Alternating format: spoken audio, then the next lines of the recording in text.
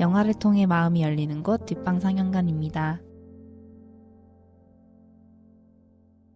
영화가 끝나면 우리는 뒷방에 모여 대화를 시작합니다. 나와 당신의 영화는 우리의 대화를 통해 새롭게 살아납니다.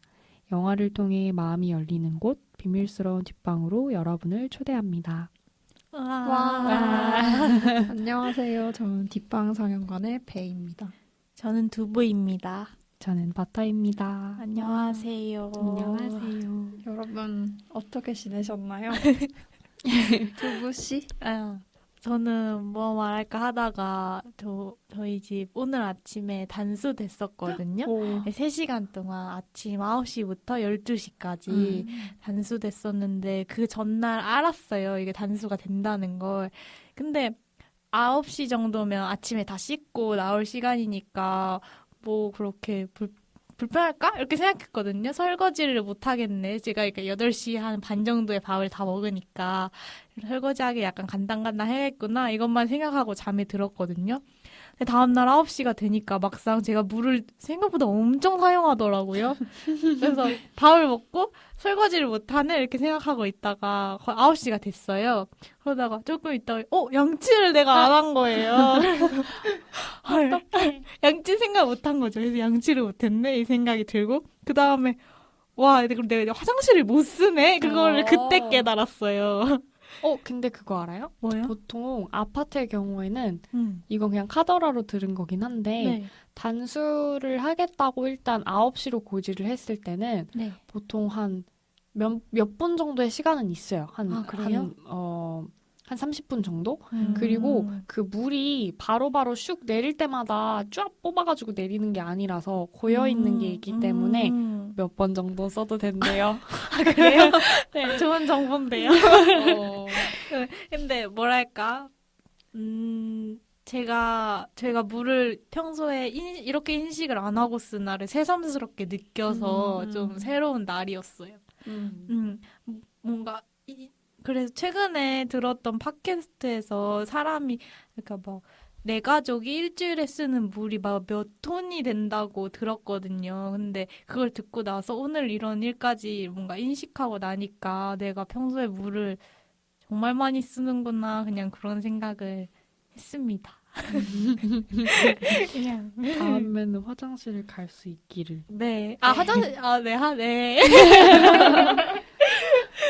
맞아요. 민망하네요. 저희 집도 낡아가지고 단수가 될 때가 되게 많은데 그때 그래서 요령이 생겼어요. 일단 자기 전에 정수기 물 받아놔요. 한 2통 정도?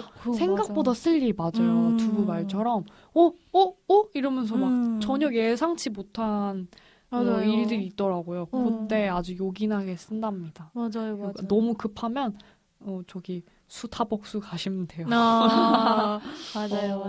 뭔가 어렸을 때 기억이 나는데 단수가 된다 그래서 엄마랑 전날에 욕조에다가 물을 이만큼 받아놨는데 맞아요. 결국에는 별로 안 쓰고 그냥 욕조물로 화장실 청소하는 기억이 나네요. 뭔가 생각보다 쓸 때 많은데 또 준비하면 또 생각보다 안 쓰는. 오래 걸리는데 욕조 채우려면. 근데 재밌었던 것 같아요. 그 자체가. 버터씨 근황은 어떠신가요? 저의 근황은 요즘 제가 얼마 전에 학예 휴가를 다녀왔는데 어떻게 의도치 않게 런던 영국에 갔다 왔거든요.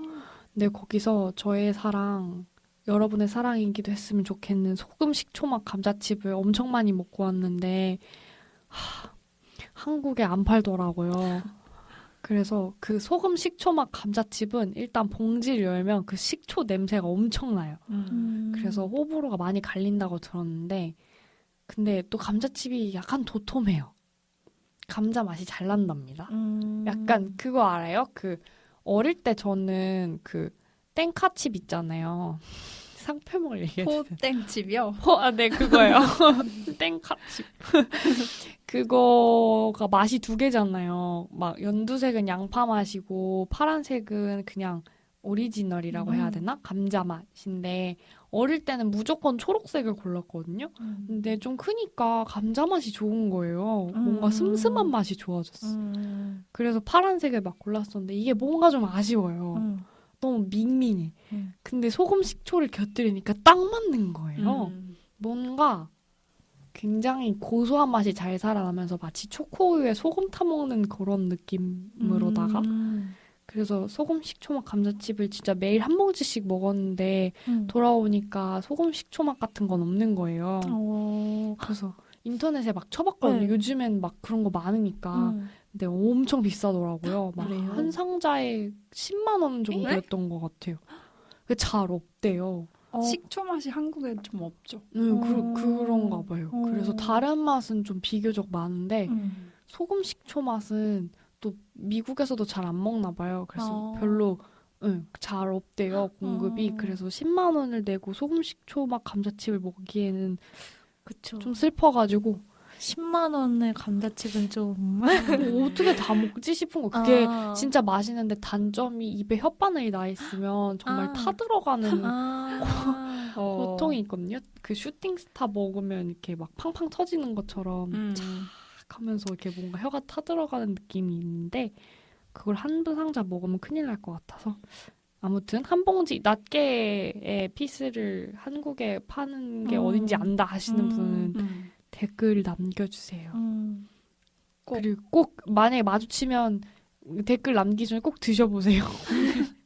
너무 맛있어. 그렇습니다.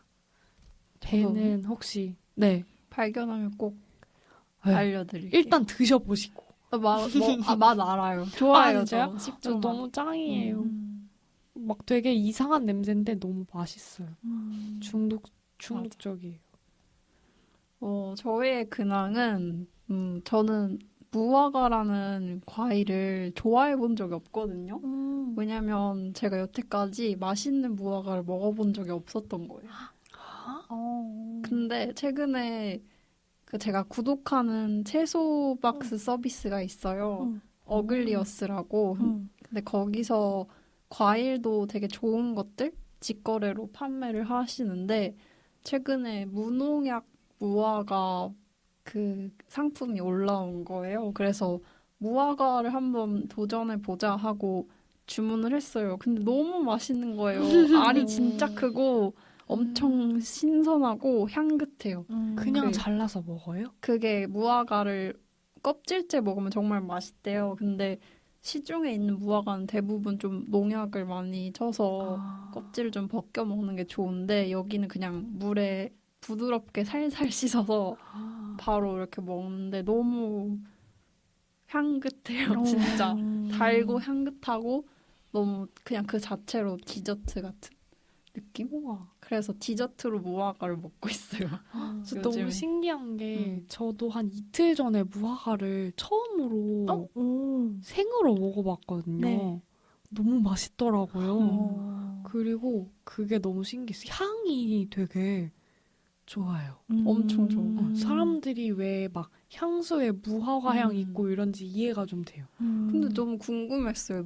저도 무화과 향수를 떠올렸거든요. 근데 전혀 모르겠는 거죠. 아, 그래요? 뭔가 무화과를 먹을 때 그 신선함이 더해진 향이랑 무화과 향수에서 느껴지는 향이랑 너무 다르고 그리고 그 과일 자체에서 나는 그 맛과 향을 찾아서 표현하는 거잖아요. 향수를 만들 때. 근데 그게 어떻게 매치가 되는지 그런 잘 거랑 모르겠어요. 비슷하지 않을까요? 보통 향수에 허브향이라고 하면 뭐 토마토나 초록 토마토 향이라고 많이 쓰이거든요. 근데 그게 우리가 생각하는 토마토를 잘랐을 때 냄새보다는 토마토 그 줄기를 똑 따가지고 따진 부위를 이렇게 맡으면 그 향이 나요. 어쩌면 줄기나 나무에서 나는 향일 수도 있겠네요. 잘은 모르겠지만. 토마토는 그렇거든요. 나중에 토마토 드실 때 꼭지를 똑 따가지고 이렇게 해서 코에 대고 맡아보세요. 흙 냄새 맞아요. 비슷한 비슷해요. 좀 더 싱그러운 흙 냄새? 막 비 온 뒤에 푹 떠서 맡으면 날 것 같은 냄새? 그리고 무화과는 맛이 있을 뿐만 아니라 그 속 부분도 너무 아름다운데요. 맞아요. 그 일단 껍질 부분이 완전히 갈색이 되지 않고 약간 초록빛이 돌 때 그 색깔 너무 아름답고 그 포트메리온 접시 알죠? 그 어머님들이 많이 좋아하시는 맞아요. 뭐 파란색도 일반화하는 있고. 건 아닌데 아무튼 저희 엄마는 좋아하세요. 근데 그 접시에서 보던 그 무화과 그림이 제 눈앞에 있는 거예요. 저는 네. 무화과 하면 사실 먹기 전에 기대 진짜 많이 했던 게 무화과 맛 아이스크림 같은 건 흔하지 않잖아요. 네, 한 번도 못 먹어봤어요. 그 뭐 잼은 많았던 것 같은데 그것도 먹어본 적이 없었고 맡아본 거라고는 향수밖에 없었거든요. 근데 어릴 때 프린스 앤 프린세스라는 영화 있어요. 그 애니메이션인데 그림자 영화거든요. 알아요. 아주르와 네. 아주마른가? 그거 만든 감독이기도 해요. 근데 거기 제일 오리지널 1편에 보면 에피소드 형식인데 거기에 그 이집트에 무화과가 원래 3개월만 나고 안 나잖아요. 8월에서 11월까지만 수확할 수 있고 없대요, 원래는. 근데 겨울철인 이집트에 갑자기 빈 나무에 마른 나무에 무화과가 매일매일 하나씩만 딱 열리는데 소년이 그걸 가지고 여왕한테 가서 바치는데 여왕이 너무 간드러지는 목소리로 맛있구나 막 이러면서 불어로 먹거든요. 근데 그거 어릴 때 본 게 전 너무 센세이셔널하고 막 저렇게 생긴 과일이 있나? 저건 무슨 맛일까 했는데 제가 자랄 때는 막 무화과가 도처에 생으로 널려있고 이렇진 않았거든요. 그래서 너무 기대하면서 먹었는데 맛있었어요. 기대에 충족했구나. 왜 그 여왕이 그렇게 막 그런 목소리로 막 맛있구나. 말했는지 알아요. 황홀해요, 황홀. 맞아요. 아니 근데 야채는 좀 덜한데 과일은 특히나 편차가 심한 것 같아요. 그러니까 맛있는 무엇 그것과 별 맛이 없는? 그러니까 거의 무맛에 가까운 과일들도 많잖아요. 맞아요. 복숭아도 그래서 맞아요. 성공하기 힘들지 않아요? 사과도. 맞아요. 다 그래요. 다. 바나나 맞아. 빼고는 거의 다. 바나나는 좀. 아니, 맛없는 바나나 먹어봤어요. 아 그래요? 맛없는 바나나가 있어요? 정말 맛없어요. 뭔가 향이 되게 중요하다고 생각하는데 그런 향을 전혀 담아내지 못하는 바나나를 먹어본 적 있습니다. 과일은 좀 그런 것 같아. 이렇게 뭔가 극강의 과일 그런 거 먹어보면 여러분들도 제철 무화과 제철 꼭 드셔보세요. 좋아요. 좋습니다. 집에 가서 또 하나 먹어야겠네요. 자, 그러면 다음 코너로 넘어가서 홍보를 잠깐 하도록 할게요. 저희 뒷방 상영관은 인스타그램을 운영하고 있어요. 아토믹이 사진과 여러 말들을 편집해서 올리고 있고요. 저희 상영 영화 일정에 대한 소개글과 게시물들이 업로드되고 있습니다. 인스타그램에 뒷방 상영관 백_투_더_시네마라고 검색해 주시면 찾으실 수 있고요. 저희가 청취자 여러분의 사연과 질문을 받고 있어요. 익명으로 보내주시려면 팟빵 공지사항과 인스타 프로필에 있는 에스크로 보내주시면 되고 팟빵 댓글, 인스타 DM과 댓글 또는 메일로 보내주시면 됩니다. 네, 뒷방 상영관 199번째 영화는 타마라 젠킨스 감독의 프라이빗 라이프입니다. 와. 이번 영화의 선정 이유는 제가 이 영화를 하자고 했는데 뭔가 이 영화의 포스터에 항상 끌렸어요. 뭔가 되게 황량한 뉴욕 도시에 유모차가 끌고 있는 사람들이 있고 두 커플이 서 있고 뭔가 애니메이션일 거라고 생각했는데 전혀 아니더라고요. 그 포스터만 봤을 때는. 그리고 제가 좋아하는 캐스린 한 배우가 나옵니다. 그래서 이 영화를 하자고 했어요. 혹시 배는 그 내 사랑이라는 마우디라는 제목을 가지고 있기도 한데 그 포스터도 좋아했나요? 그랬던 것 같은데요. 저는 그 포스터 프라이빗 라이프 포스터 보고 뭔가 저도 애니메이션일 것 같다가 아니라고 들어가지고 그 내 사랑 그 영화가 생각이 났거든요. 전 내 사랑 때도 그게 뭔가 그런 그림이 나오는 영화일 줄 알았는데 라이브 액션 영화여가지고 좀 신기했던 기억이 있어요. 이게 넷플릭스에서 보실 수 있고 넷플릭스에서 제작한 영화예요. 맞아요. 오리지널 시리즈죠. 네. 포스터 얘기를 해서 말인데 저는 그 포스터가 되게 재밌다고 생각했거든요. 약간 배가 얘기한 것처럼 약간 뭔가 황량해 보이는 뉴욕 도시에 폰트 약간 타이페이스도 약간 되게 딱딱해 보이는 느낌의 늘어진 저거고 그리고 딱 한 쌍의 커플을 제외하고 나머진 다 아이가 있잖아요. 그래서 도대체 무슨 영화일까 하고 좀 어리둥절하면서 기대를 했던 것 같아요. 신호를 읽지 않아서. 그래서 포스터가 되게 인상적이었어요. 가운데 딱 제목이 있지 않고 되게 늘려놓은 것처럼 이렇게 되어 있어서 좀 신기했던 기억이 나네요. 뭔가 이 영화가 넷플릭스에 있을 거라고는 전 생각을 잘 못했어요. 뭔가 되게 숨겨져 있는 느낌? 되게 좋은 영화였고 되게 재밌었고 넷플릭스 구독하고 있다면 꼭 보면 좋을 것 같은 그런 영화였어요. 좀 독특한 영화였던 것 같아요. 그런 면에서도 왓챠 플레이에서 왓챠 피디아에서 검색을 해봤는데 되게 재밌는 댓글을 발견했어요. 넷플릭스는 왜 이런 작품은 소개 안 해주고 나를 연쇄살인마 구독자인 것처럼 몰아가냐. 근데 아마도 그런 막 자극적인 시리즈만 추천해주고 이런 좋은 작품은 왜 추천을 안 해줬냐 이게 뉘앙스의 댓글인 것 같은데 되게 공감되는 만큼 정말 배 말처럼 좀 숨겨져 있는 보석 같은 느낌? 2018년에 개봉을 했다고 해요. 미국에서는. 그래서 좀 된 것도 있는데 그러기엔 정말 너무나 찾지 않고는 나오지 않았어요. 그렇죠. 그러면 이 영화의 트리비아에 대해서 얘기를 해보도록 할게요. 네. 이 영화는 타마라 젠킨스라는 여성 감독이 만든 영화인데 폴 지아마티, 캐서린 한, 카일리 카터 이 세 명의 배우들이 주축이 돼서 나옵니다. 이 영화는 알고 보니까 타마라 젠킨스의 경험담의 일부라고 하기도 해요. 난임 부부로서 이 클리닉에 다닌 경험이 있고 그래서 그런 자신의 경험을 토대로 해서 좀 녹여냈다고 하고요.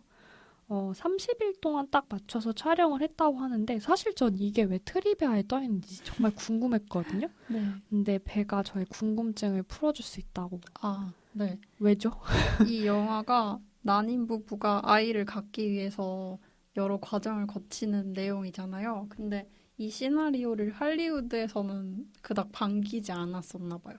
그래서 일단 시나리오는 완성된 상태이고 이제 뭐 제작사를 찾아야 하는데 그게 넷플릭스였던 거예요. 그 관심을 가져준 게. 그래서 근데 넷플릭스가 또 워낙에 앞으로 만들어야 할 영화들이 너무 많아가지고 이렇게 되게 타이트한 스케줄로 만들 수밖에 없었다고 하네요. 그렇군요. 넷플릭스는 의외로 좀 신기한 제도가 많은 것 같아요. 뭐 그런 촬영 일수를 정해놓는다거나 생각보다 배가 얘기한 것처럼 뭐 다른 제작사들에서 그런 흥행을 목적으로 했을 때 효율이 떨어진다고 생각해서 받지 않는 시나리오들이나 좀 독특한 상상력을 자극하는 그런 작품들도 막 만들고 제작을 하잖아요. 그랬을 때 각각 적용하는 제도가 항상 들을 때마다 좀 신기한 제도들이 많았던 것 같아서 지금 얘기하는 30일 제도도 너무 신기하고요. 오리지널 시리즈라고 가정했을 때 넷플릭스 지옥이라는 영화였던 것 시리즈였나? 유아인이 나오는 네. 그걸 보고 되게 흥미롭다고 생각했던 게 넷플릭스는 그 제작자가 앞에 오프닝 시퀀스를 꼭 직접 공들여서 만들도록 한다고 들었거든요. 그 감독이 그래서 자기 그거 만드는 게 제일 힘들었다고 인터뷰한 걸 봤었는데 여기선 또 그런 오프닝은 따로 없었어서 작품마다 다른 제도를 적용하나 봐요. 근데 항상 들을 때마다 너무 신기해요. 이 영화는 그래서 30일 정도의 시간을 두고 촬영을 했어야 한다고 하고요. 재밌는 부분은 여기 캐서린 한, 그러니까 난임 부부 중에 여성을 맡고 있는 레이첼 역할을 맡고 있는 캐서린 한 배우가 이 작품 오디션 소식을 듣고 너무 하고 싶었대요. 근데 자기가 뭔가 보통은 이 캐서린 한이 주연으로 나오는 작품이 많이 없더라고요. 그래서 뭔가 레이첼 같이 주인공 역할을 하기에는 턱없이 부족하려나 싶어서 좀 아쉬운 마음에 이 타마라 젠킨스 감독을 직접 뉴욕으로 초대해서 저녁 식사 자리를 바에서 같이 가졌는데 거기서 이제 와인을 모르고 쏟아버린 거예요. 그래서 망했다라고 생각했는데 어떻게 잘 됐는지 그 캐서린 한이 주인공이 된 거예요. 그래서 작전이 성공했다라고 즐거워했다는 그런 그런 트리비아가 있었고요. 여기서 난임 부부로 되게 여러 가지 역경을 헤쳐나가는 레이첼 역할을 맡은 캐서린 한 배우는 사실 두 아이의 어머니라고 합니다. 그래서 뭔가 이 과정에 대해서 완벽히 잘 아는 건 아니지만 타마라 젠킨스하고 대화를 많이 하면서 이 어머니로서의 역할을 하는 거에 대해서 되게 심도 있게 대화를 하고 많은 이야기를 나눴을 것 같아요. 실제로 타마라 젠킨스의 경험담을 녹였다고 했는데 여기에 그 남편으로 나오는 폴 지아마티는 타마라 젠킨스의 실제 남편분 되시는 작가분과도 작품을 함께 했었는데요. 사이드웨이라는 작품을 함께 하기도 했다고 합니다. 그래서 리차드 역을 구할 때 폴 지아마티를 생각했다고 해요. 뭔가 캐스린 한 배우에 대해서 잠깐 얘기를 하자면 저는 이 배우를 되게 좋아하는데 이 배우분이 주연으로 나온 작품을 한 번도 본 적이 없었거든요. 그리고 처음 이 배우를 보게 된 거는 제가 되게 좋아하는 코미디 시리즈인 팍스 앤 레크리에이션에서 그 선거 캠페인 담당자 꼭 당선되게 만드는 되게 유능하고 조금은 약간 재수 없는 그런 느낌의 사람으로 나와요. 근데 너무 매력적이었어요. 거기서도.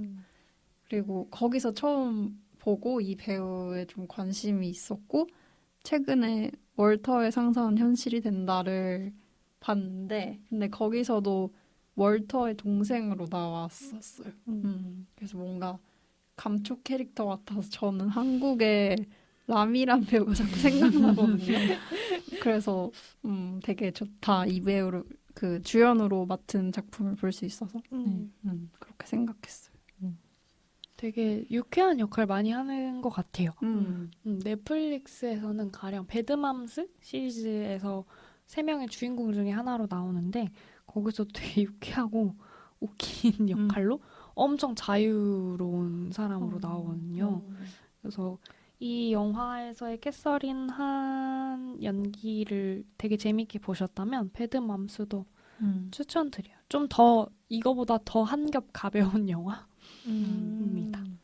그리고 감독님이 그 작품을 만드실 때 자기의 이상 같은 게 있다고 인터뷰에서 말씀하신 걸 소개를 해드리고 싶은데 코미디랑 드라마 사이의 경계에서 나타나는 뭔가 삶의 진실 같은 데 되게 관심이 많으시대요.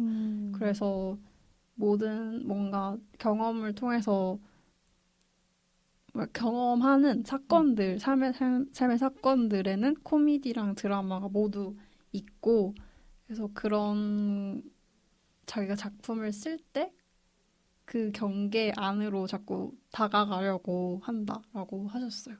그래서 이 영화도 그 이상에 맞게 제작을 잘 하신 것 같고 또 배우를 캐스팅할 때도 레이첼, 리차드, 세이디를 연기한 세 배우 모두 코미디 연기를 해봤다는 그런 백그라운드가 있거든요. 그래서 그런 배우의 역량도 되게 이분의 작품관에 부합했던 것 같아요. 이 영화가 다루고 있는 제재 자체가 조금 무겁기 쉬운?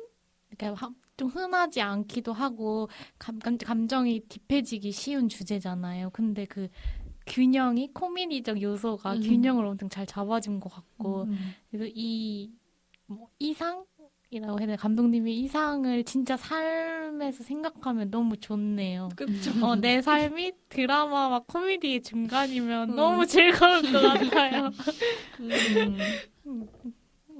코미디를 잊지 말아야 합니다.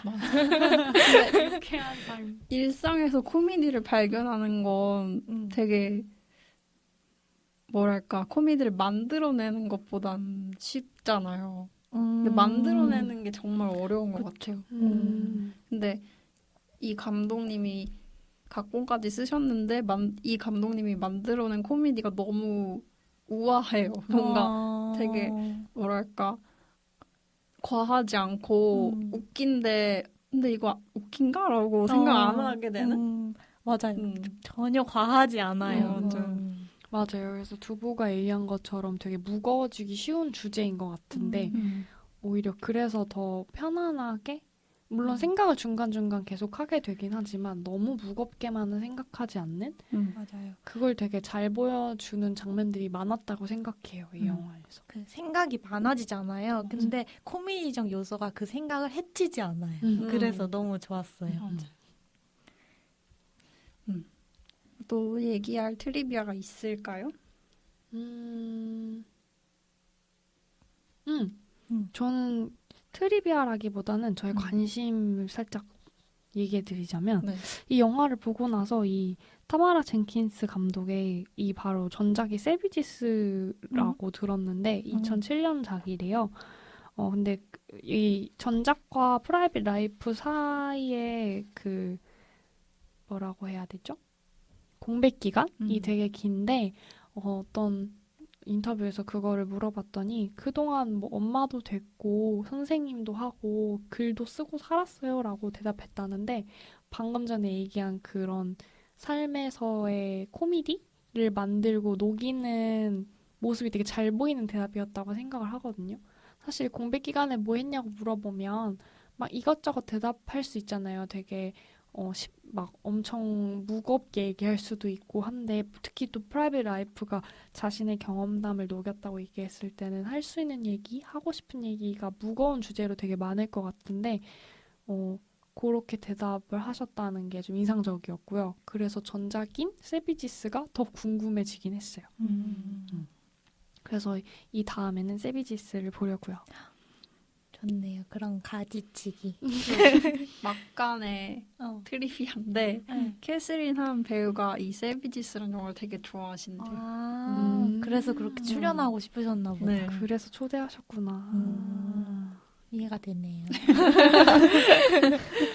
세비지스 이 제목을 보고 한 아이돌 그룹이 생각났었는데 작품을 보면 생각이 좀 달라지겠죠? 그렇겠죠? 그럼 줄거리 얘기 한번 해볼까요? 네. 근데 여기 이 영화에 되게 많은 인물들의 감정들이 나오는데 제가 줄거리를 레이첼과 리차드 부부를 중심으로 그냥 써서 그거는 뭔가 생각을 해주시고 들어주시면 좋겠습니다. 네. 레이첼과 리차드는 아이와 함께 살고 싶지만 바람이 쉽게 이루어지지 않습니다. 임신을 하기 위해 큰 돈을 들여 병원에 다녀보기도 하고 입양을 위해 많은 절차도 거쳐보지만 모두 실패하고 맙니다. 아픈 주사를 맞고 여러 치료를 거쳐 시도한 체해 수정이 실패하자 레이첼과 리차드는 지치고 맙니다. 그때 의사가 젊은 여성에게서 난자를 기증받는 것을 권유합니다. 난자 기증이라니 레이첼은 난자 기증을 생각해 본 적도 없었고 받아들이기 힘들었습니다. 그러나 아이와 함께 살고 싶은 마음이 그것을 이겼습니다. 난자 기증자를 물색하던 레이첼과 리차드는 조카인 세이디에게 이를 부탁하게 됩니다. 자신의 삼촌과 숙모를 애정하는 세이디는 자신이 도움이 될 수 있다는 생각에 기쁜 마음으로 난자를 기증하기로 합니다. 난자 기증은 생각보다 더 복잡한 일이었습니다. 특히 조카에게 난자를 기증받는다는 건 더 복잡했습니다. 다뤄야 할 감정의 문제가 배로 증가한 것 같았습니다. 레이첼, 리차드, 세이디는 함께 난자 기증 절차를 잘 마쳤지만 임신에는 실패하고 맙니다. 마음과 시간을 쏟은 만큼 감정의 파도도 컸습니다. 시간이 흐른 후 리차드와 레이첼은 임신에 몰두하여 놓쳤던 일상의 부분들을 차츰 되찾아갑니다. 그치만 다시 여전히 아이를 기다립니다. 감사합니다. 네. 네, 그러면 다시 보기 코너로 넘어가 보도록 할게요. 먼저 저는 첫 장면을 얘기를 하고 싶은데 먼저 처음에 영화 시작할 때 까만 화면에서 레이첼이랑 리처드가 막 속닥속닥 얘기하는 장면이 나오고 갑자기 레이첼의 하반신이 클로즈업 돼서 나오잖아요. 근데 저는 그 장면 보고 너무 그 사랑도 통역이 되나요? 생각나는 거예요. 소피아 코폴라 감독의 그 아직 안 스칼렛 봤지만 요한슨의 몸을 그렇게 클로즈업 하면서 시작하거든요. 근데 뭔가 그게 조금 센슈얼하고 뭐 로맨틱한 장면이 나올 거라고 생각을 하게 되는데 전혀 아니죠. 그냥 그쵸. 주사를 놓는? 너무 신기한 게 트리비아에서 이해가 되지 않아서 찾아놓고도 얘기 안 한 게 있었는데 그게 바로 감독이 영화 이제 크레딧 올라갈 때 감사 땡스투? 코폴라 감독을 언급하거든요. 소피아 코폴라요? 네. 그게 이해가 가지 않아서 굳이 아. 트리비아인가 싶었는데 저는 되게 바로 그런 이유인가 오마주라고 봐요. 생각했어요. 그래서 아. 근데 왜 네, 오늘 버터가 찾아온 트리비아를 배가 해결해주네요. 그러네요. 약간 해결 박사야. 나의 궁금증을 다 해결해 주었어요. 너무 재밌네요. 아, 그렇군요. 아. 그 영화를 보지 않아서 몰랐어요. 오, 저는 그러니까 혼자만 생각하고 있다가 그런 트리비아가 있는 줄 몰랐는데 진짜 퍼즐이 맞춰졌어요. 역시 생각은 나눠야 합니다. 우와, 신난다. 아, 그렇구나. 저는 그냥 되게 강렬한 시작법이라고 생각했거든요. 보통 시작할 때 장면이 나오지 않고 막 속닥속닥 하는데 뒤를 보지 않고 상상하면서 보게 되잖아요. 그러면 뭔가 무슨 장면이지 싶은데 그렇게 딱 시작해버리면 이것은 지금 무슨 상황인가? 하고 당황스러워했던 것 같거든요. 근데 그게 알고 보니까 그 체내수정인 거죠? 일종의. 어쨌든 임신을 준비하기 위해서 의학적으로 주사를 맞는 장면이잖아요.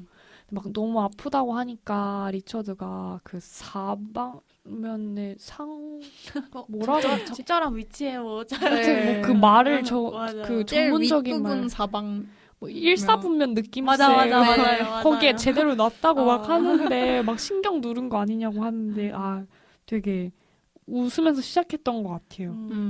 뭔가 임신일 결과라고 한다면 원인에 보통은 성행위가 있잖아요. 근데 그럴 것 같이 화면을 잡았다가 아무튼 원인의 주사가 있는 거잖아요. 그래서 뭔가 그렇게 볼 수도 있겠네요. 맞아. 그리고 되게 두 사람의 그 커플이 가지는 고민이 있잖아요. 그러니까 그런 임신 프로젝트에 너무 몰두하고 있어서 두 사람의 관계 자체는 조금은 소홀한?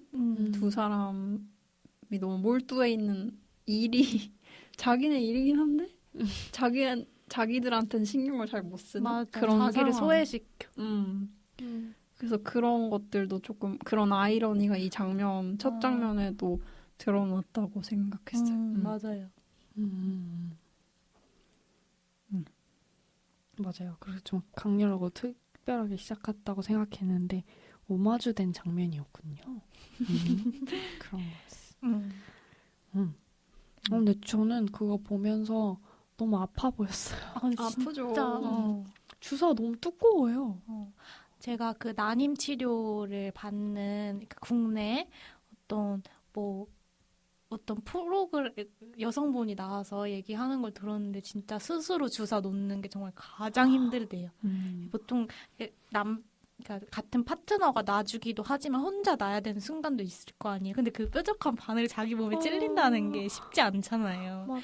그러니까 뭔가 난임 치료 과정을 이런 식으로 적나라하게 볼 일이 정말 없잖아요. 왜냐하면 뭔가 병원에서 일어나는 일이라고는 해도 정말 드러난 적 없는 사적인 영역의 일인 것 같이 느껴지기도 했어요. 그런 수술처럼 막 단시간에 일어나는 결과가 일어나는 그런 과정의 일은 아니니까 두부의 말처럼 이렇게 쭉 과정을 보기 쉽지 않은데 촌치 않은 걸 다룬 영화죠. 네.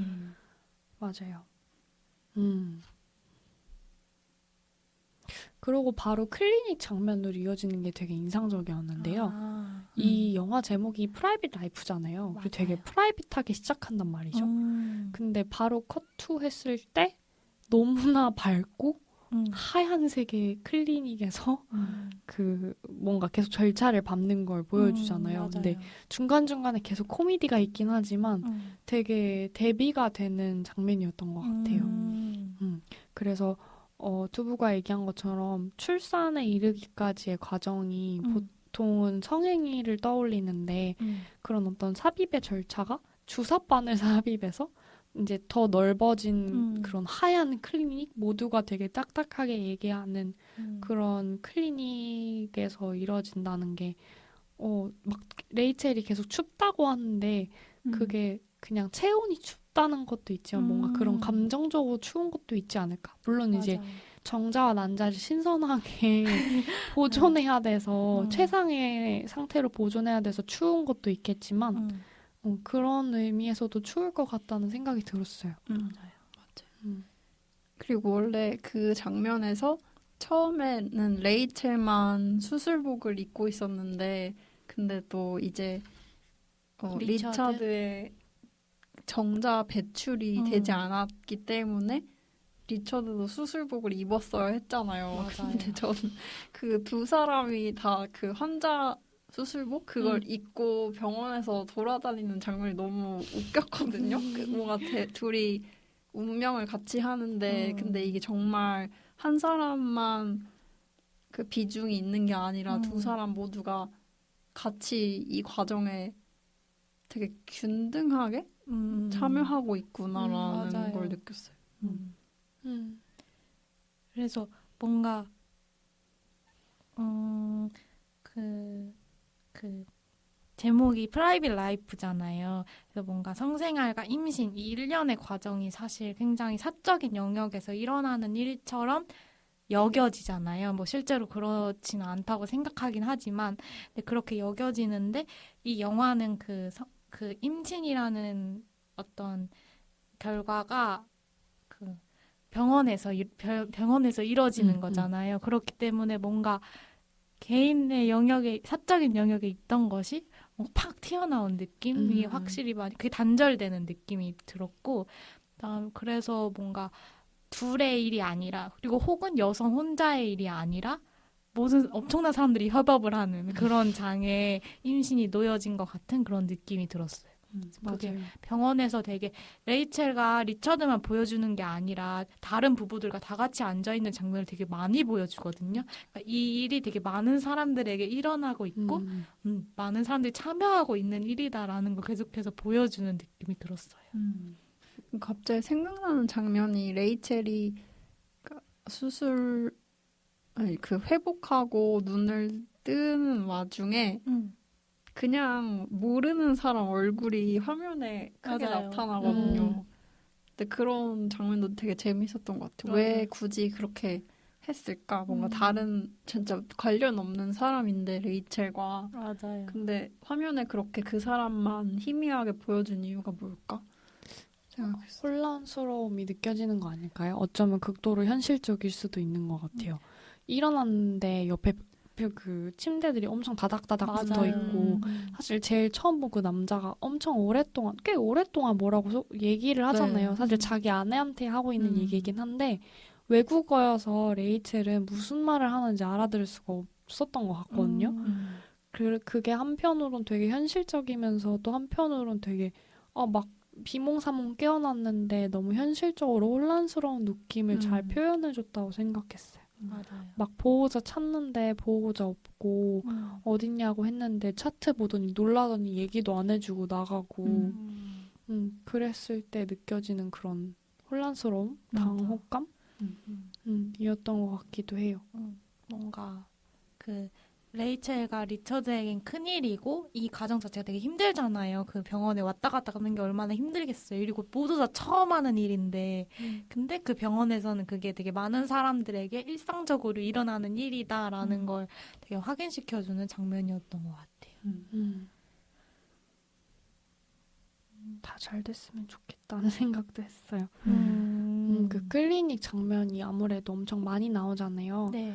근데 이게 앞에 우리가 지금 얘기했던 장면들이 주로 수술실의 장면들이라면 아니 수술실? 채취실? 약간 그런 느낌, 하얀 느낌이었다면 이제 클리닉 대기실도 되게 많이 나오거든요. 네.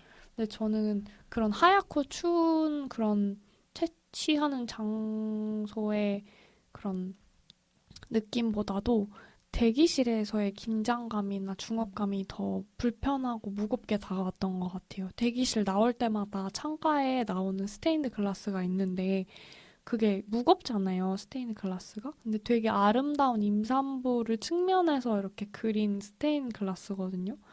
근데 그게 진짜 무거우니까 창문에 계속 부딪히면서 소리를 내요. 꼭 엄청 무거운 시계바늘처럼.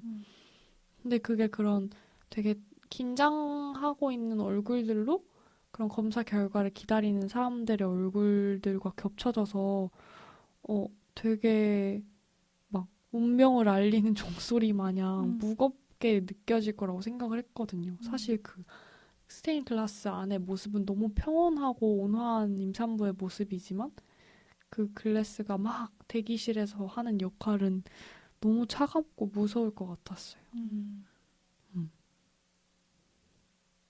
왜 하필 거기다 걸었을까요? 얼마나 중압감이 클지. 약간 주인공 부부가 가운데 앉아서 당혹스러워하는 클로즈업 샷이나 혹은 이렇게 멀리서 찍는 샷, 다른 대기자들과 비교하는 샷이 되게 많았는데 그때마다 약간 코미디의 그런 면모를 보다가도 그 대기실 장면으로 돌아가면 다시 그 현실의 긴장감으로 돌아오는 느낌이었어요. 맞아요. 영화 볼 때 장면마다. 되게 느껴지기도 했어요. 확실히 뭔가 다른 전 난임 치료를 해본 적은 없지만 뭐랄까 그 산부인과만 가도 느껴지는 그 다른 병원과는 다른 긴장감이 맞아요. 있거든요. 근데 그걸 느끼는 기분? 그래서 좀 긴장감이 같이 느껴졌고 그리고 다 지쳐 보이긴 했어요. 다 지쳐 보이고. 맞아요. 그런 묘한 긴장감 같은 게 있어요.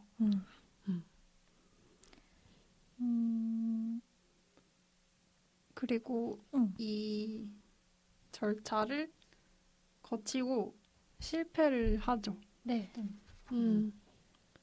근데 또 실패를 해서 슬프지만 계속해서 코믹한 장면들이 나오는데 가령 초반에는 그 도딕 박사가 그래요. 원래는 이런 그 IVF가 아니라 절차적인 자연 임신이 안 되는 부부들이 가장 먼저 하는 게 각자 채취해가지고 이렇게 삽입하는 방법인데 그게 안 된 이유가 무엇인지를 탄산 기계에 빗대어 표현을 하잖아요. 도딕 박사가 뭐 셀처랑 시럽이 있는데 지금 시럽이 안 나온다.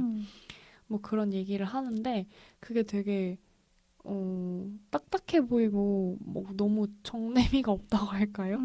그렇지만 또 어떤 면에서는 바로 이해가 되게끔 하는 방법이 아닐까 하는 생각도 들면서 되게 코미디스럽다고 생각했던 게 바로 레이첼이 하는 말이 그 어떤 말보다 먼저 하는 말이 이가 고환이 하나인데 막 이러면서 그걸 언급하잖아요.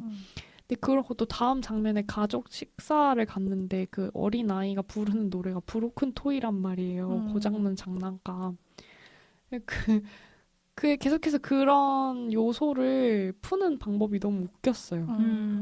막 바로 그런 노래로 나온다던가 막 아침 식사하는데 뜬금없이 나의 상태가 이런 거 알지?라고 물어봤는데 당황하는 게 사실 알고 있었다고 막 그러면서 세이디가 그러는데 그렇게 뿌는 그런 연출이 되게 막 무겁다가도 다시 코미디로 돌아오는 약간 탱탱볼 같이 그래서 너무 무겁지만은 않게 볼 수 있었던 것 같아요. 저는 그래서 병원 장면에서는 그 의사들의 태도와 거기 있는 그 치료를 받는 사람들의 어떤 태도에서 오는 간극이 있잖아요. 의사들은 굉장히 뭐랄까 거리낌이 없다라는 느낌이고 설명하는데도 별 감흥이 없다. 근데 그 치료받는 사람들에게는 항상 매 순간이 처음이고 매 순간이 당황스럽고 저는 근데 여기 그냥 수치심이 전 많이 느껴졌거든요. 이건 보는 사람에 따라 다르겠지만 저는 뭔가 내내 레이첼과 리처드가 어떤 상황에서건 수치심을 조금씩 느꼈을 거라고 생각이 들었는데 근데 그 수치심이 뭔가 뭐랄까 그 임신이나 성행위 같은 것들이 개인적인 영역으로 여겨지기 때문에 느껴지는 수치심이라고 생각하거든요. 왜냐하면 이거는 굉장히 나의 개인적인 사적인 영역인데 이거를 다른 사람 처음 보는 타인과 공유를 하려니까 굉장히 당혹스러워서 느껴지는 수치심이라고 생각하거든요.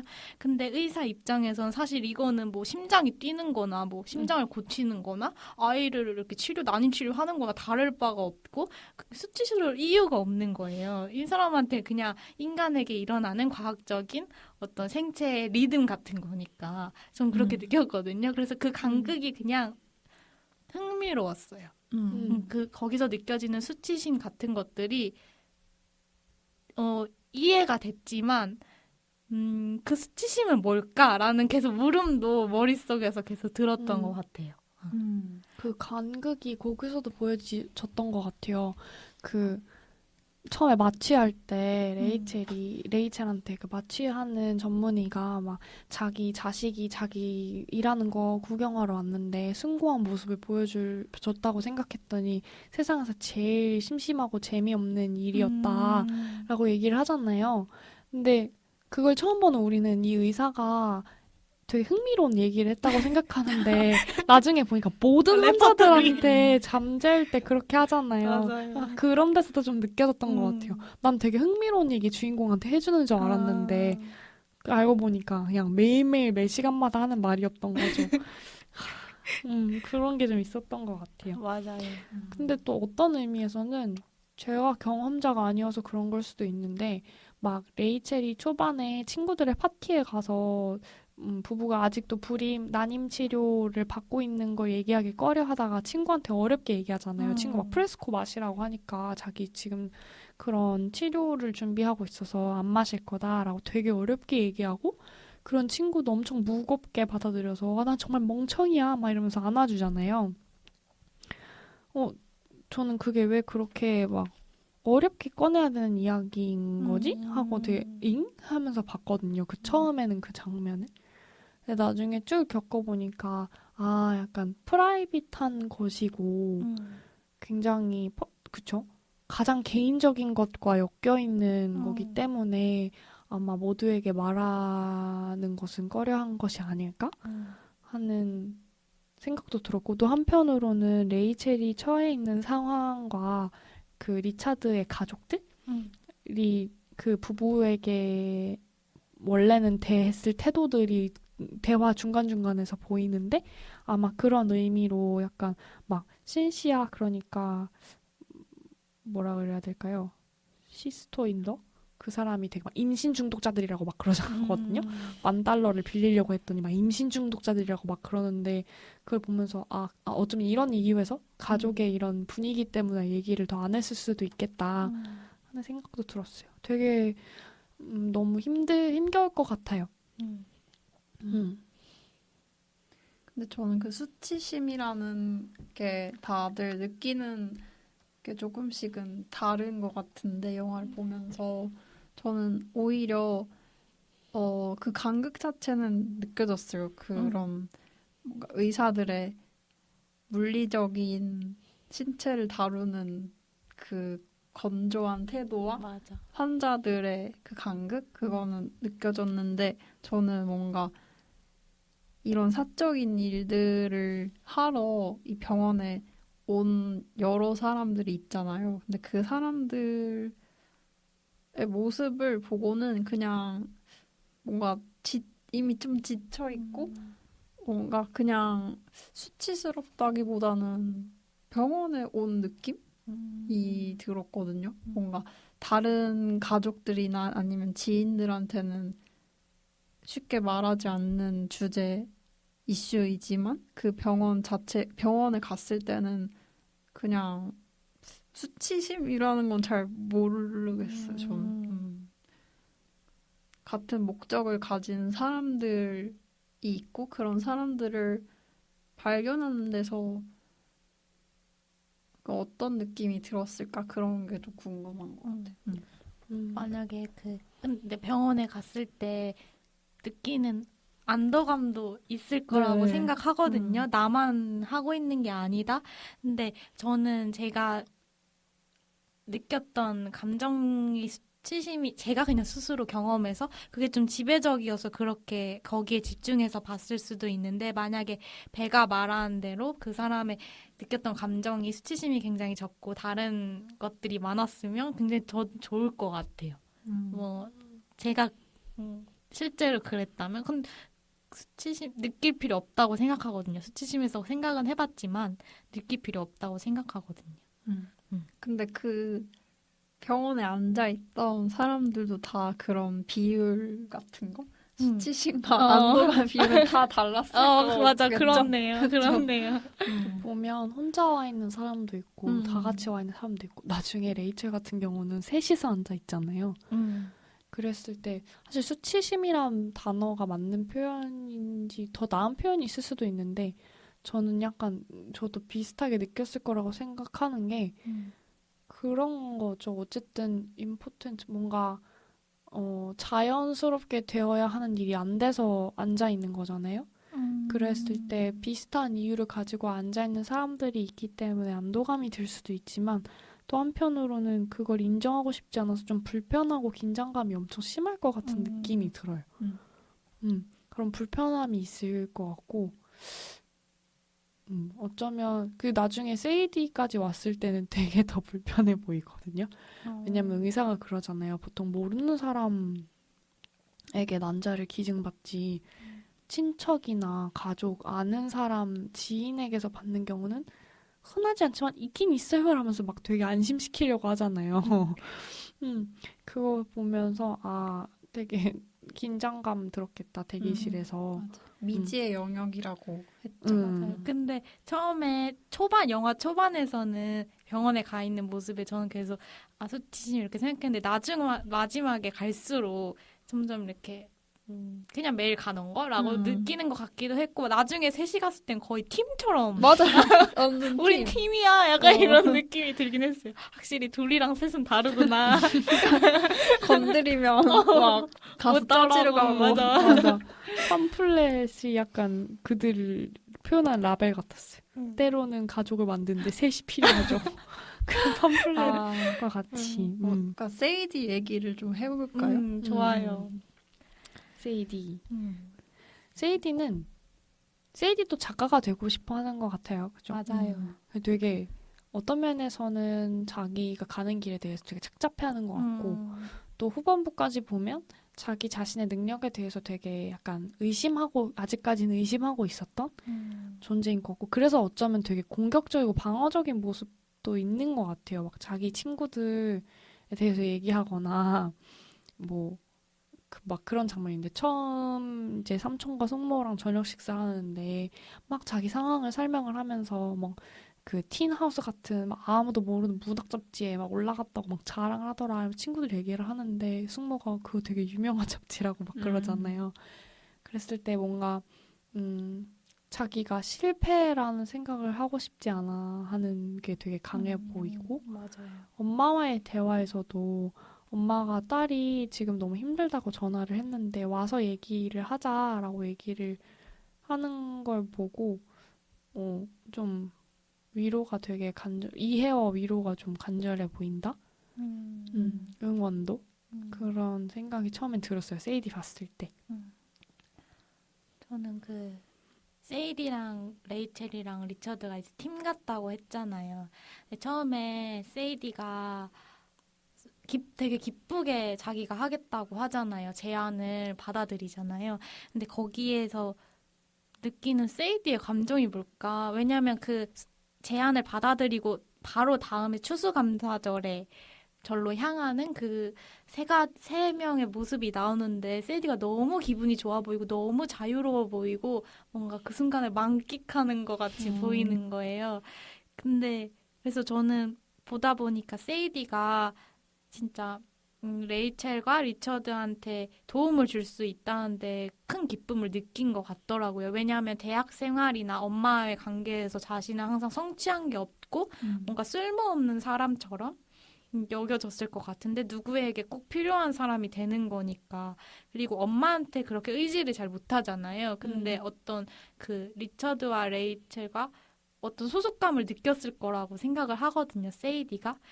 그래서 막 우리의 아이라는 말도 나중에 하잖아요. 근데 저는 그 소속감을 느끼는구나 싶으면서도 그 소속감이 레이첼에게 어떻게 위협적이거나 위태로운 감정을 불러일으키겠다. 그리고 실제로도 그런 것 같았고요. 그럼 세이디의 감정에 대해서는 되게 여러 가지 생각이 들었어요. 그래서. 뭔가 세이디가 되게 자기가 앞으로 뭘 해야 될지 되게 불안한 상태인데 엄청 뭔가 불안한 기반에서 줄을 하나 잡은 것 같은데 그걸 계속 꼭 붙잡고 놓치면 너무 무너질 것 같고 그런 상태였던 것 같아 보였거든요. 사실 협업이지만 서로 선을 구분짓는 거 중요하잖아요. 그렇죠. 항상 선을 지키는 걸 중요한데 세이디가 그거를 너무 소속감이 기뻐서 그 선을 지워버린 느낌이 들었어요. 그래서 레이첼이 위태로운 감정을 느꼈고 그리고 세이디 본인에게도 나중에 좋지 않은 책임감 같은 걸로 다 이렇게 결과가 야기됐잖아요. 그런 걸 느끼면서 뭔가 제목을 다시 한번 떠올렸는데 여기에 셋 다 몰두하다 보니까 개인적인 영역이 점점 사라지는 느낌? 동시에 그런 것도 들었어요. 그래서 나중에는 결국 저는 셋이 서로에게서 독립하는 과정 같기도 했거든요. 뭔가 사적인 영역을 다시 세우는 느낌도 들기도 했어요.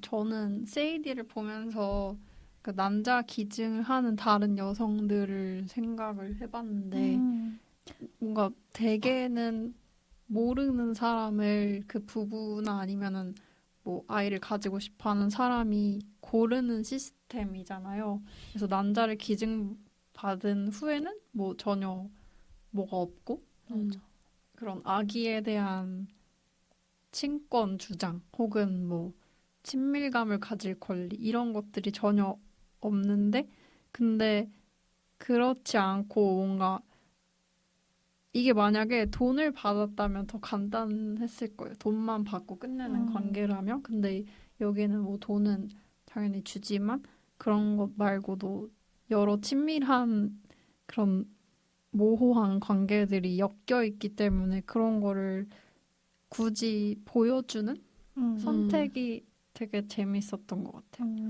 그게 세이디는 되게 흔쾌히 그 관계감이 너무 기쁘고 소속감이 깊어서 뭔가 성취감이 있을 것 같고 그래서 되게 예스를 빨리 한 것 같은데 그거로 인해서 다가오는 것들에 대한 책임감?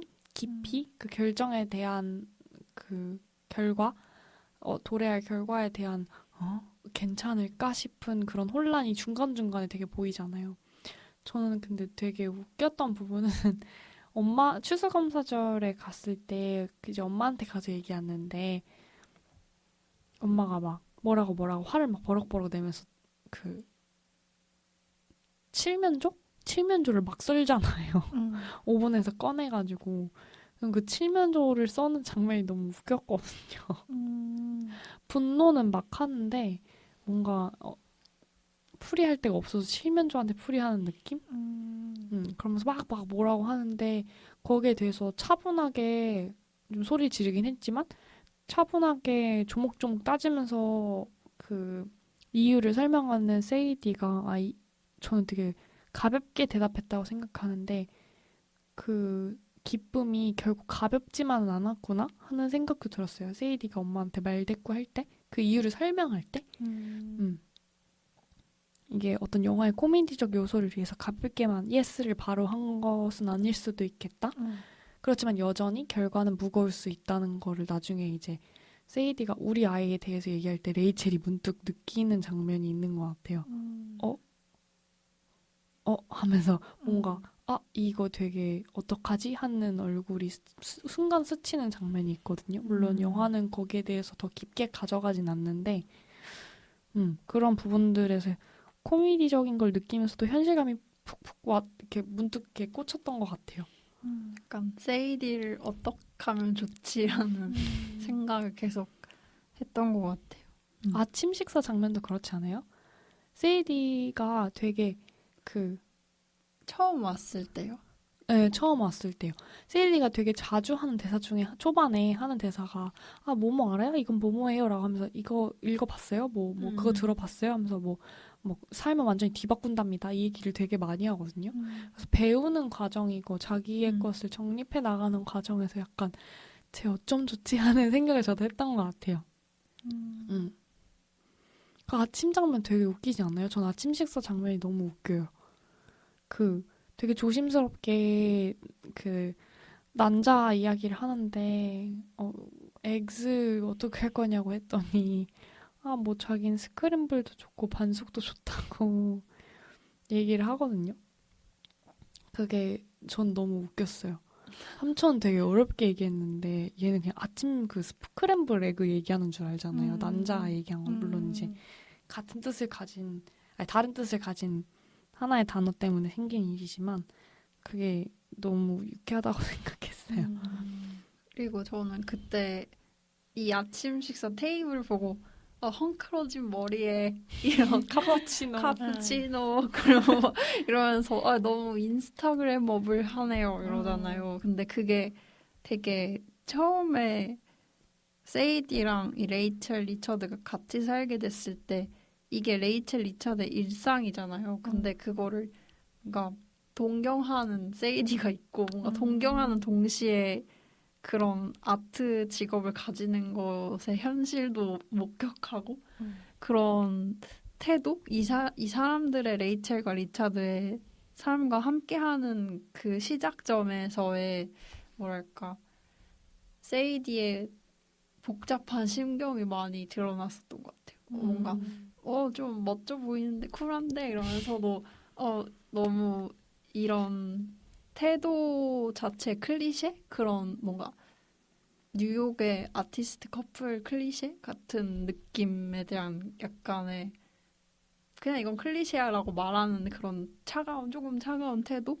그리고 또 이 사람들의 예술적인 삶을 동경하는 그런 태도? 그런 것들이 다 섞여 있는 것 같았어요. 이 영화에서 나오는 여러 감정들이 진짜 복잡하고 묘하잖아요. 그거 진짜 정말 잘 표현한 영화인 것 같은데, 그러니까 뭔가 이 영화에 나오는 가족들의 형태가 굉장히 다양하잖아요. 뭔가 정상 가족이라고 일컬어지는 그냥 혈연 관계에 뭔가 자연스럽게 임신해서 낳은 아이를 가진 부부가 아닌 사람들이 많이 나오잖아요. 근데 뭔가 그래서 가족은 다양하면 좋아 이러면서 정상 가족도 막 이러고 막 그런 식으로 좋은 게 좋은 거지라고 얘기하기에는 정상 가족이 아닌 사람들이 느끼는 감정이 굉장히 다채롭고 복잡하잖아요. 이 사회에는 일단은 아무튼 보통 강조하는 이상향이 있으니까. 그러니까 이상향이 없어진다고 해도 뭐랄까 아무튼 모두가 처음 경험해보는 어떤 형태이기 때문에 다뤄야 할 감정들이 되게 복잡하잖아요. 부모님과 다 다른 형상이기 때문에 자기가 이루려는 가족이.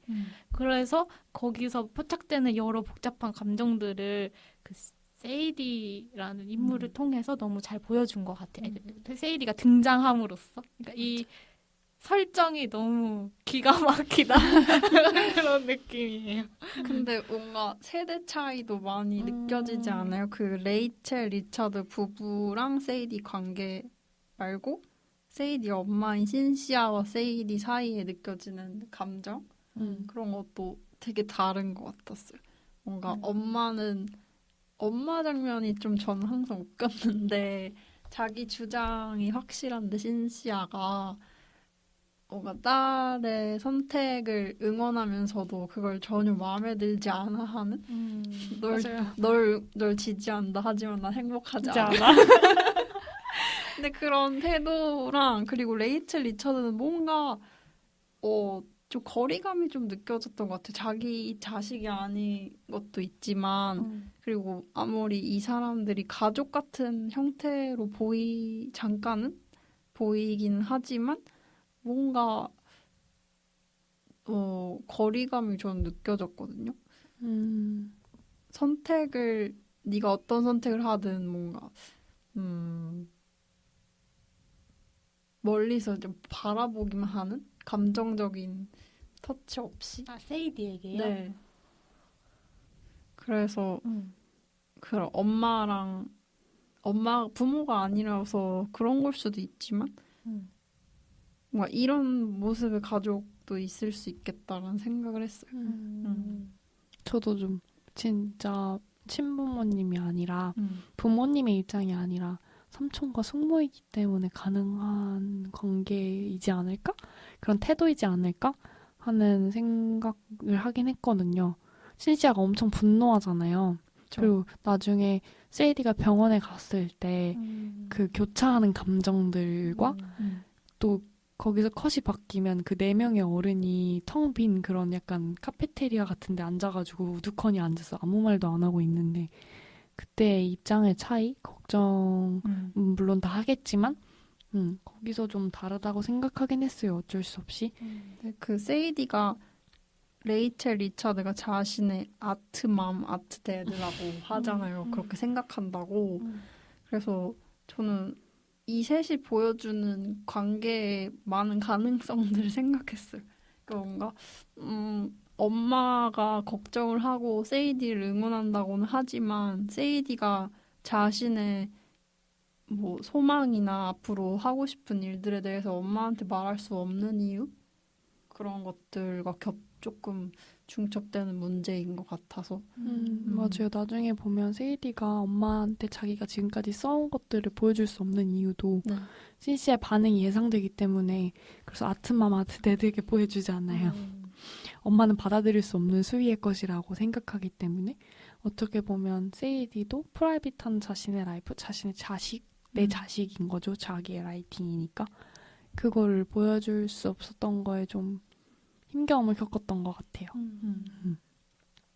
그래서 막 삼촌한테 그거 오늘 읽을 필요 없어요 라고는 하지만 좋아하긴 하는 것 같고 자기가 존경하는 극작가 삼촌이 읽어주니까 좀 힘을 얻은 것 같은 느낌이기도 하고 그래서 나중에 그런 작가들의 집 같은 약간 영감의 집 이런 데 가서 지원해가지고 아마 붙었으니까 입주를 할 수 있게 된 걸 텐데 그때 막 물어보잖아요.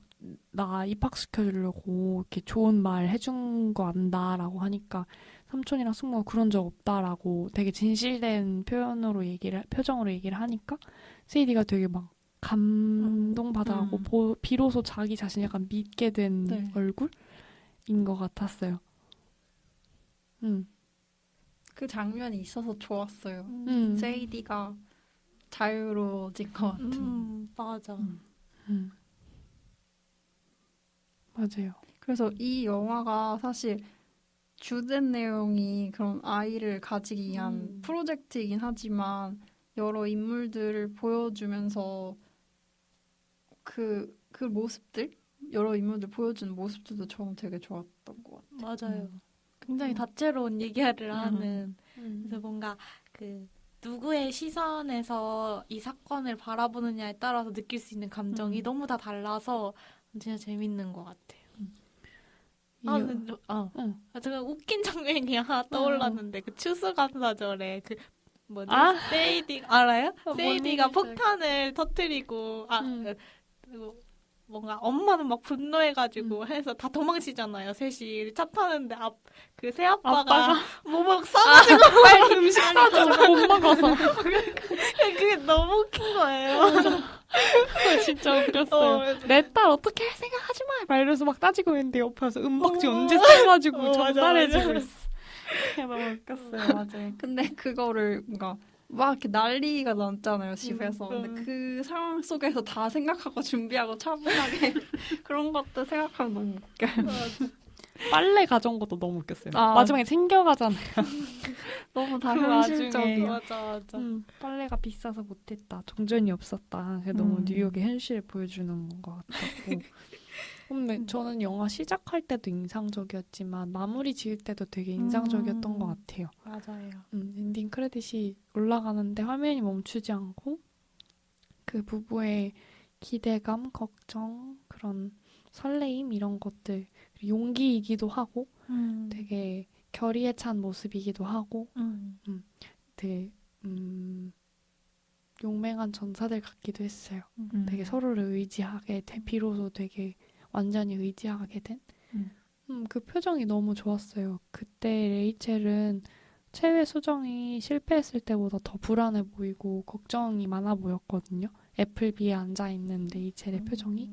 근데 그랬을 때 리처드가 옆에 건너편이 아니라 옆에 앉아가지고 손을 꼭 잡아주면서 크레딧이 계속 올라가잖아요. 그 장면이 계속되고 있는데 그 엔딩 부분도 인상적이었던 것 같아요.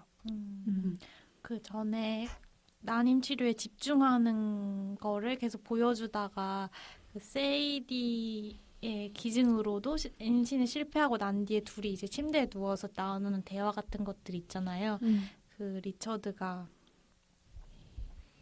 나 슬퍼 이러니까 지금 좀 다정하게 말을 해줘야 되는데 그럴 수 없다고 하는 거예요. 맞아요. 솔직하게 뭔가 차라리 다행이다 뭐 이런 얘기도 하면서 우리가 이거에만 신경 쓰느라 사실 놓친 것들이 너무 많다라는 얘기를 하잖아요. 할로윈도 앞에서 나온 장면이랑 이제 그 후에 나온 장면이 좀 대조되잖아요.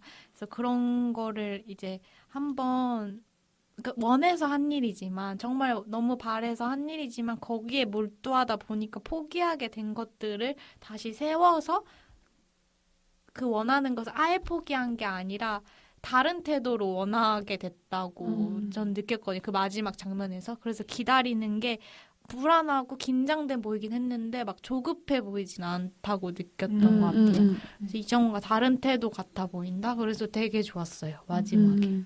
그리고 그 태도를 뭔가 달라 보이게 하는 게 그런 뭔가 할로윈에 참여하는 거? 그런 것도 있지만 그 리처드가 그냥 단순히 앉아있는 자리를 바꾸는 것만으로도 되게 맞아요. 좋은 표현이 같다는 생각이 들었어요. 사실 그 프로젝트 내내 둘이 엄청 많이 갈등이 있잖아요. 뭔가 근데 그게 그 레이첼이 느끼는 감정의 맥락을 리처드 입장에서 잘 이해를 못했기 때문에 일어나는 일들이라고 생각했는데 마지막에는 리처드가 레이첼의 감정을 포착한 느낌이 들었던 것 같아요. 힘겨운 과정을 같이 함께 한다는 느낌으로 마무리 지어서 좋았어요.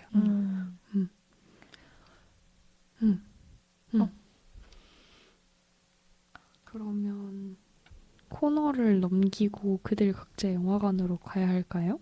네. 아니면 코너를 짧게 하고 갈까요?